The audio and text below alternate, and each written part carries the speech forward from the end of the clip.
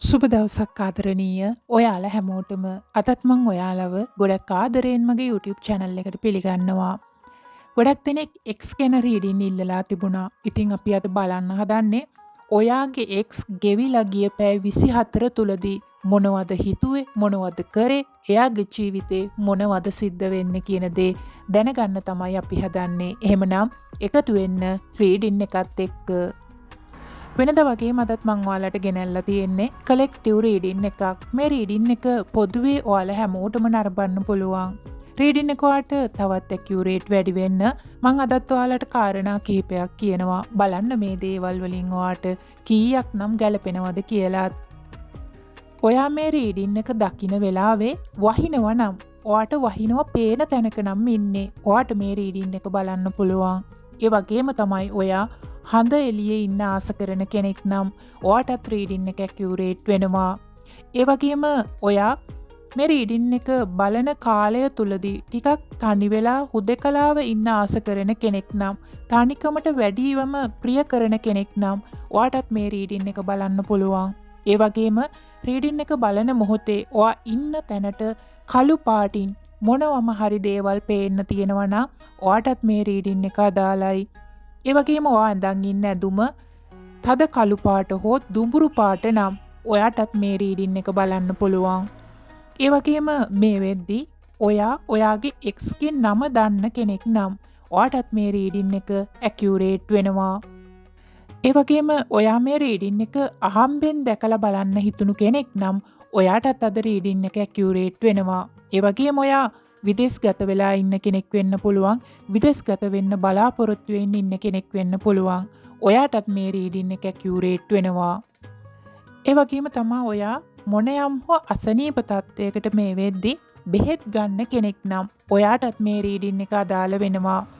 ඒ වගේම ඔයාගේ වම් අතේ මුද්දක් දාගෙන ඉන්නවා නම් ඔයාටත් මේ රීඩින් එක බලන්න පුළුවන්. ඒ වගේම මේ රීඩින් එක බලන දවස තුලදී ඔයා කහ පාට කුරුල්ලෙක් දැක්ක කෙනෙක් නම් ඔයාටත් අද රීඩින් එක ඇකියුරේට් වෙනවා. ඒ වගේම ඔයා චොකලට් දාපු කෑම වර්ග කන්න ගොඩක් කැමති කෙනෙක් නම් ඔයාටත් අද රීඩින් එක හරිම විශේෂයි. ඒ වගේම ඔයා කෝපි බොන්න ගොඩක් කැමති කෙනෙක් නම් ඔයාටත් රීඩින් එක බලන්න පුළුවන්. ඒ වගේම මේ රීඩින් එක බලන දවස තුලදී ඔයා ආගමික ස්ථානයකට ගිහිල්ලා ටිකක් වැඩිපුර කාලයක් ගත කරපු කෙනෙක් නම් ඔයාටත් රීඩින් එක ඇකියුරේට් වෙනවා. ඒ වගේම මේ රීඩින් එක බලන දවස තුලදී ඔයාට කහපාට මල් දකින්න ලැබුණා නම් බලන්නවා මතක් කරලා මේ රීඩින් එක බලන දවස තුලදී කහපාට මල් දැක්කනම් ස්වභාවිකව කහ මල් දැක්කනම් ඔයාටත් මේ රීඩින් එක අදාළයි. බලන්න මං ඔයාලට කාරණා කිහිපයක්ම අදත් කිව්වා. මං හිතනවා ඔයාලට එකක් හරි ගැලපෙන්නේ නැති කියලා. පහලින් කමෙන්ට් එකක් දාන්න. එකතු වෙන්න එහෙනම් රීඩින් එකත් එක්ක. ඔයාගේ X ගේ ජීවිතය තුල අලුත් අරමුණු ඇති වෙලා තියෙනවා. ඔයත් එක්ක ඉන්න කාලය තුලදී සමහර විට යාගේ ජීවිතේ කිසි පිළිවෙලක් තියෙන්න නැතුව ඇති. එහෙමත් නැත්නම් අරමුණක් තියාගෙන ජීවිතේ වැඩ කරන්න නැතුව ඇති. හැබැයි මේ වෙද්දි මේ කෙනාගේ ජීවිතේ ලොකු අරමුණු ඉලක්ක තියෙනවා. ඒ වෙනුවෙන් මේ කෙනා මහන්සි වෙනවා කියන දේ රීඩින් එකේ පේනවා. එයාගේ ජීවිතේ එයා සැනසීම සැහැල්ලුව කියන දේ හැම මොහොතකම හොයාගන්න උත්සාහයක් දරනවා. හැබැයි මේ කෙනාගේ ජීවිතේ ඒ දේවල් මේ වෙද්දී අහිමි වෙලා ගිහින් තියෙනවා. මොනියම් හෝ හේතු කාරණා නිසා මේ කෙනා දැඩි පීඩාවක් පීඩනයක් දරාගෙන ඉන්නවා. ඒ නිසාවෙන්ම තමයි මේ කෙනා හැම මොහොතකම සැනසීම සතුට කියන දේ ජීවිතයට මොන විදිහකින් හරි ලං කරගන්න උත්සාහ දරන්නේ. එයාට ගොඩක් අවස්ථාවන් මේ වෙද්දී ජීවිතයට ලැබෙන කාලයක් තමයි අවිල්ලා තියෙන්නේ. විවිධ පැතිවලින් මේ කෙනාට අවස්ථා ජීවිතයට එනවා. මේ කෙනාට අලුත් ජොබ් ඒවා එනවා ඇති. ජොබ් එකක් හොයපු කෙනෙක් නම් මේ කෙනා. එහෙමත් නැත්නම් ආදර සම්බන්ධතාවයන් මේ කෙනාගේ ජීවිතයේ ඇති වෙනවා ඇති. මෙන්න මේ වගේ විවිධාකාර අවස්ථාවන් බොහෝමයක් මේ කෙනාගේ ජීවිතයට එනවා. හැබැයි මේ කෙනා ඒ දේවල් ජීවිතයට ලං කර ගන්නවද නැද්ද කියන දේ සටන් කරමින් හිතනවා. තමන්ගේම සිතුවිලිත් එක්ක මේ කෙනා සටන් වදිනවා. මොකද මේ කෙනා තාමත් අලුත් දේවල් ජීවිතයට ලං කරගන්න තීරණය කරලා නැහැ. එහෙමත් නැත්නම් මේ දේවල් ලං කරගන්න තරම් මේ කෙනා තාම එයාගේ මනස හදාගෙන නැහැ. මොකද මේ කෙනා තාමත් ජීවත් වෙන්නේ ලොකු පීඩනයක් දරාගෙන. විශේෂයෙන්ම ඔයාගෙන් ඈත් වුණාට පස්සේ මේ කෙනාට එයාගේ ජීවිතේ ගොඩක් දේවල් අහිමි වෙලා තියෙනවා. විශේෂයෙන්ම බැඳීම් තුල මේ කෙනා ගොඩක් පීඩා විඳලා තියෙනවා. ඒ වගේම කියන්න ඕනි මේ කෙනා හිතලා තියෙනවා එයාට ජීවිතේ නැවත වතාවක් හිටිය තත්ත්වයට එන්න අවශ්‍යයි කියන දේ. මේ කෙනා ආර්ථික අතින් ගොඩක් කඩා වැටීම් වලට ලක් වෙලා තියෙනවා. ඉතින් මේ කෙනා මේ වෙද්දි උත්සාහ දරන්නේ නැවතත් එයාගේ ජීවිතේ ගොඩනගා ගන්න. තිබුණු තත්ත්වෙට ජීවිතේ වර්ධනය කරගන්න තමයි මේ කෙනා උත්සාහ දරන්නේ. ඒ වගේම තමයි මේ කෙනා එයාගේ ජීවිතේ යම්කිසි ජයග්‍රහණයක් අත්විඳිනවා කියන දේත් රීඩින් එකේ පේනවා. කාලයක් පුරාවට මේ කෙනා මහන්සි වෙලා කැප වෙලා යම්කිසි දෙයක් ජීවිතයට ලං කරගන්න අපේක්ෂාවකින් වැඩ කරපු කෙනෙක් නම් ඔයත් එක්ක ඉන්න කාලය තුලදී පවා මේ කෙනා ඒ වෙනුවෙන් මහන්සි වුණු කෙනෙක් නම් මෙන්න මේ ජයග්‍රහණය මේ කෙනාට මේ වෙද්දි ලැබිලා තියෙනවා. සමහර විට ඔයත් එක්ක ඉන්න කාලය තුලදී මේ කෙනා යම්කිසි ප්‍රතිඵලයක් බලාපොරොත්තුවෙන් කැප වුණා වෙන්න පුළුවන්. එහෙමත් නැත්නම් එයාගේ ජීවිතයට කෙනෙක් ලං කරගන්න මේ කෙනා මහන්සියක් දරුවා වෙන්න පුළුවන්. මේ මොනියම් හෝ විදිහකින් මේ කෙනා යම්කිසි ජයග්‍රහණයක් ලබලා තියෙනවා.